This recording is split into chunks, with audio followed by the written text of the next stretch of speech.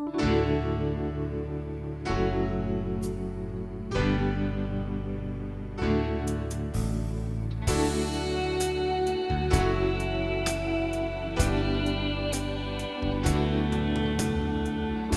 upon a time in heaven, there was a little angel named Crystalline. She had lost her halo and didn't know where it was. The other little angels had their halos all bright and shiny. They came to Crystalline and offered to help her find her halo before Mr. St. Peter found out. Crystalline was touched by all the other angels' concern and help, but she knew she needed to find her own halo because she had been told in angel training, if you lost your halo and another angel found it before you did, the shine would not be so bright as before. Where could it have gone? Where did she put it? How could she have lost such an important blessing and part of her being? She had been missing it now for 2 eons, and she was beginning to feel like an unangel, a novice, a newcomer. All of her angel friends were talking about the last time a little angel lost her halo. Crystalline listened as the story was told. All of the heavens had turned out to look for the little angel's halo, and while they were looking, many things happened to creation that were not so good because the angels were distracted and busy. When the little angel found her halo under a cloud pillow, she felt responsible for all the things that had gone wrong.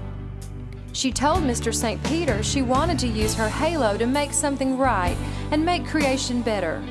She found an unstable planet in a solar system in the Milky Way galaxy. The little angel used her halo to place around this planet and make it stable in its orbit. This planet is called Saturn. Mr. St. Peter was so impressed by her sacrifice that he gave her another pair of wings, larger and stronger, so she could speed through the universe faster than a comet. It was a wonderful story, but Crystalline was not that impressed with flying so fast. She loved her halo and missed the warmth and love of its light. She was worried that she would have to find another way to impress Mr. St. Peter. Crystalline's anxiety caused her to do something that angels rarely, if ever, do: cry. As Crystalline began to cry, little diamonds rolled down her cheeks. She collected them on the back of her hand and flung them into the universe. Crystalline did not think anything of it until the other little angels gasped in wonder and pointed to the new stars Crystalline had made. She wanted to feel happy, but the feeling of losing her halo was much too sad, and still she cried and threw diamonds into space. The other angels could not feel Crystalline's sorrow because they had not lost anything. They could feel empathy for her, but they could not cry, no matter how hard they tried. Just then, Mr. St. Peter appeared in their midst and saw what Crystalline had done. He also noticed that she had no halo. He looked down at her, surrounded by all the other little angels, and said, "It's a good thing all my little angels do not lose their halos. There would be too many stars in the heavens." Mr. St. Peter began to laugh as he reached down and wiped Crystalline's cheek, collecting the tiny diamonds between his hands. He pressed them together.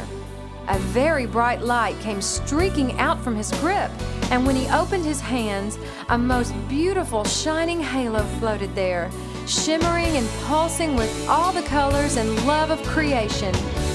The little angels were so amazed and awed by its beauty.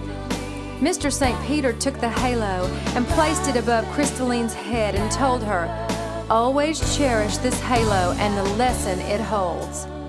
Crystalline smiled and asked, "What is this lesson, sir?"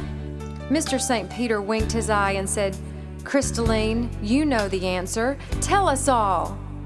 She scratched her chin and thought for a few seconds. Her eyes began to widen, and a realization came to her as she said, "That even in sadness and loss, something of beauty can be born." "Yes, Crystalline, that is it," Mr. St. Peter said, laughing. As he waved and flew away, Crystalline and the other little angels began to laugh and give names to all of the shining new stars in heaven. Oh, Crystalline.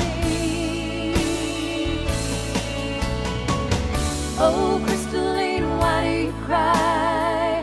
Crystalline, you got to try. You're the